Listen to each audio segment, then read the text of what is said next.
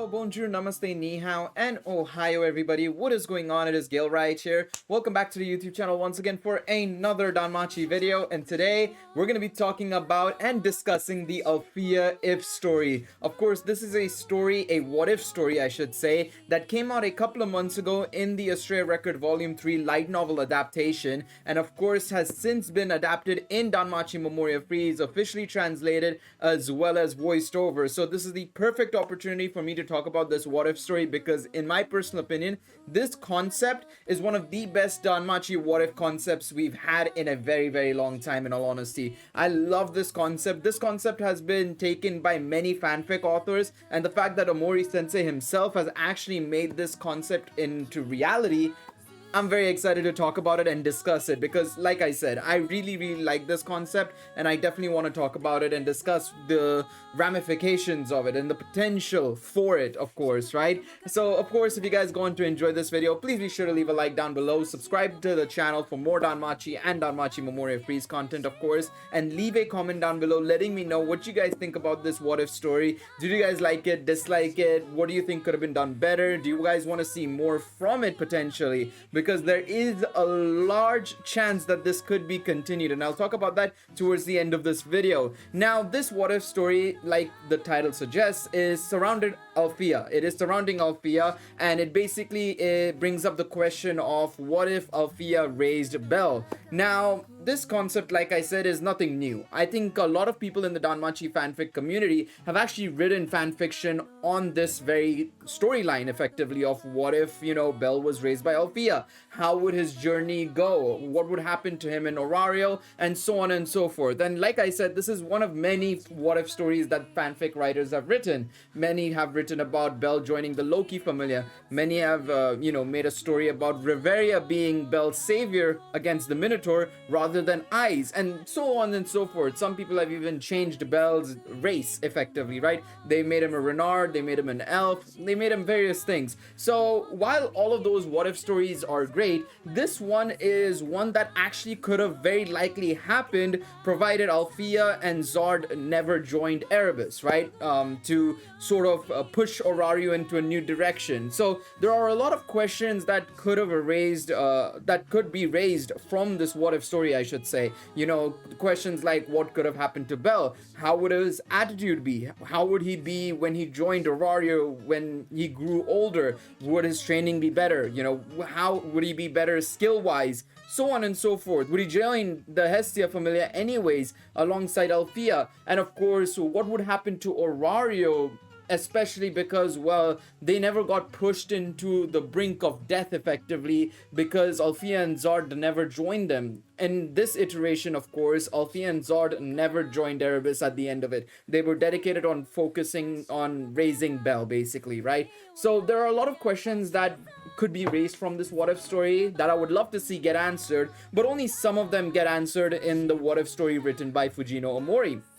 And in my personal opinion, it leads to many more questions, of course, but generally speaking, I'm gonna give you guys my thoughts on the story as a whole. And for me personally, I absolutely love it. I think that Omori sensei did a great job with how he approached this what if story, of course, right? Because while they could have gone for, while Omori sensei, I should say, I say they because the editors would have a small hand in it, of course, right, when it comes to publicating the what if story. But for Fujino Omori, I think this was a great way to do it, in all honesty, because one, it generates those feels, of course, because of course, this is the first time we're seeing Bell actually be able to interact with one of his family members, right?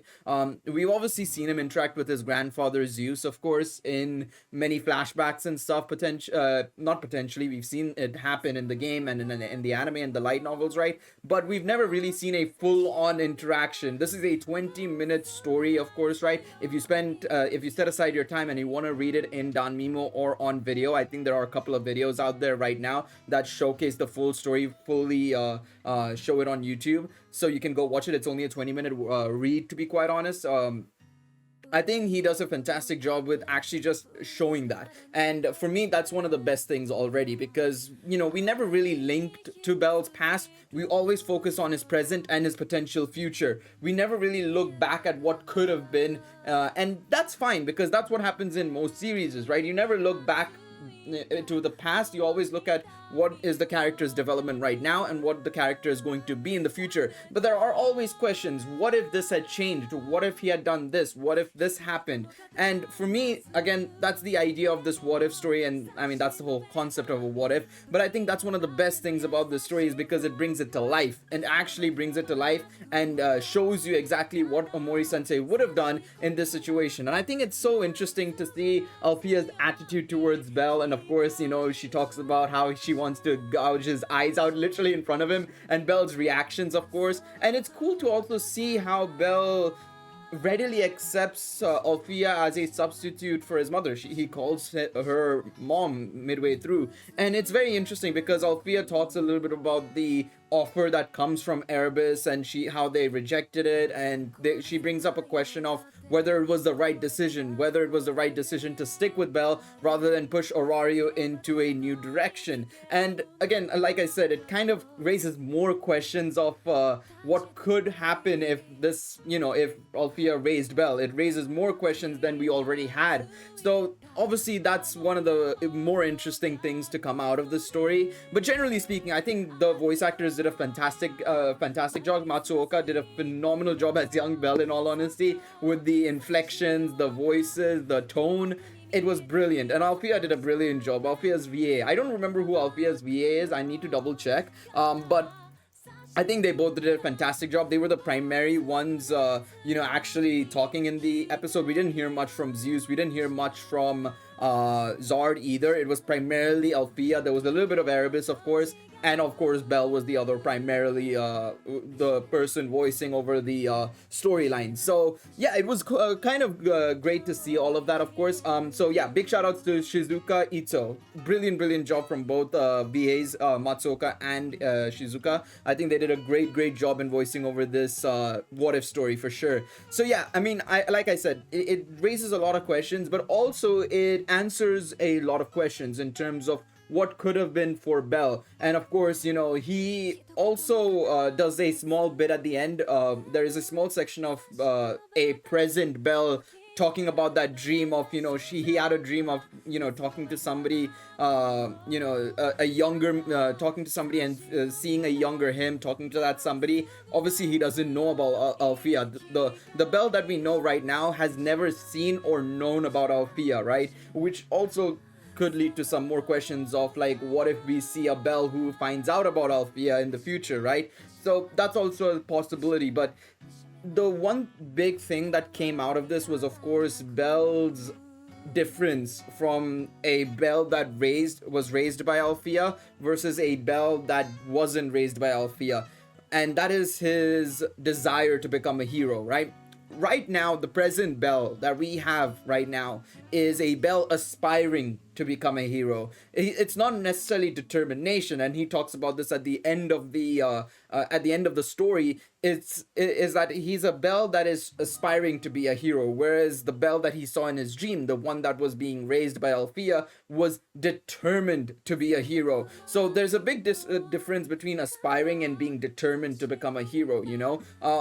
Obviously, when you're determined to become a hero, there's a lot more effort put from yourself. And of course, Bell's aspirations could have turned into determination, but it was always an aspiration. He always thought about becoming hero only when he got to Orario, when he put his plans into effect, when he obviously met Eyes and, joined the Hestia Familia and all of that jazz happened, right? That's when he slowly started to turn that aspiration into determination that he would become a hero for somebody out there. And we've seen it in the past couple of light novels, especially with like Ryu and the Juggernaut, Wine and the Xenos arc. It's clearly happened where he has that determination, but there's still a little bit of aspiration there because of course he aspires to be like Ice, for example, right? That's the whole point of Liaris Freeze, which also brings up the question if he would have ever gotten Liaris Freeze if he was raised by Alfia, or would he have gotten something entirely different, right?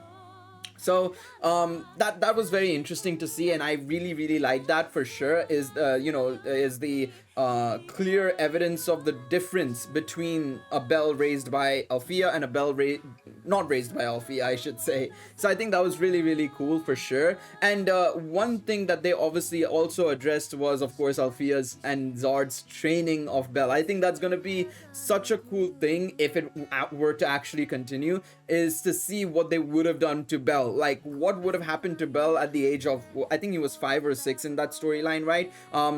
And he went to, or obviously Orario. When he joined Orario, I think Bell is 14, if I'm not mistaken.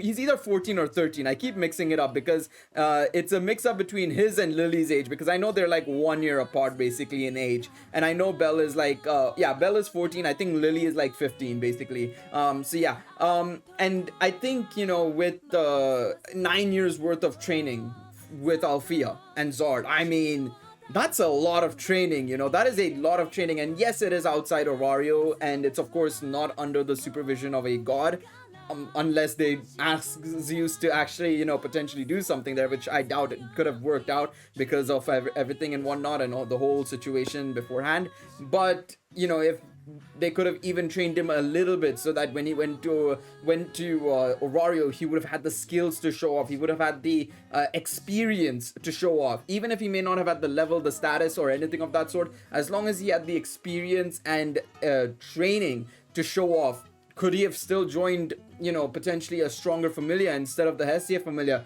Was he still destined to join the Hestia Familia? These are questions only Omori Sensei can answer, of course, but it just leads to so many plausibilities and so many things that could change, that there are things that could change. And of course, he could be more of a prodigy at this point, right? With the training of Alfia and Zard, he wouldn't have been just a normal person, because of course in the past Omori Sensei has said that without Liaris Freeze, without all of these amazing skills and stuff, Bell is a regular dude. He is a regular ass Joe. Also, I kind of stuttered there just because I was a bit worried about monetization, but it's fine. YouTube can cuck me all they want, that's fine. But I wanted to get that out. So yeah, Bell is a regular dude. So what would have happened with Alfia and Zard's training? So I think there's so many questions that were somewhat answered, and but I would say more questions were raised, in all honesty. Like I said, what would happen to Orario? What would happen to Bell when he reached Orario under Alfia's training? What would this determined ability mean for Bell? This determination to become a hero. What would it mean for him in the long run? All of these things are so interesting to me. And of course, at the end of the story in game, they actually put a to be continued in the bottom right. So there is a good chance we could see a continuation of the story, at least in Danmachi Memoria Freese, which I would be in love with it. I would literally, you would probably see some sticky stuff around me, I'm not gonna lie. I would be very excited to see something like that, because Omori Sensei has come out and said that if Bell was raised by Alfia, she would survive for longer with the power of a mother. Which, I mean, touche, plot armor. What else is new when it comes to Omori Sensei? But I would still love it. It's stuff like this. Look, when it comes to stuff like this, right, I don't care. I know some people would get really annoyed that, Alfia has managed to survive this long and all that jazz. But for me, I don't care. I don't care. Let's have fun with the story, especially since it's a what if story, right?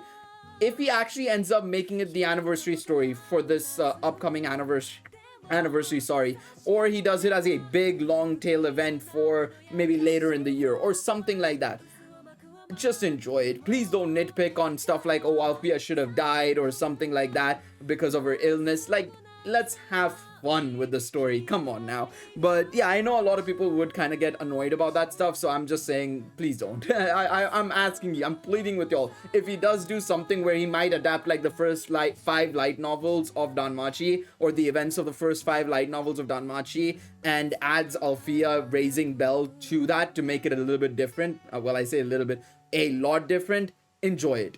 Just enjoy it, man. We'll never see anything like it ever again. I don't think he's gonna make a full-on like what if story of like Bell's journey from start to finish with Alfia. But if he does cover the start of Danmachi with Alfia, sign me the hell up. Honestly, sign me the hell up. I would be so down for it. I would be so down for it. But yeah, let me know what you guys thought about the Alfia if story. I wanted to talk a little bit about it, and I don't want to make this video too long, so let me know what your thoughts were down below in the comments. I'm very curious to see what you guys have to say down below. And of course, if you guys enjoyed this video and you want to see more stuff like this where I talk about the story events and stuff like that, I might make one on the Astrea record event, to be quite honest. I'm still deliberating on it, of course. Maybe it might come out next week or something, but let me know if you guys want to see something on it. Please be sure to leave a like down below if you enjoyed this video. Subscribe to the channel for more Danmachi and Danmachi Memoria Freese content. And of course, I will see you guys in the next one. Take it easy, everybody. Bye-bye.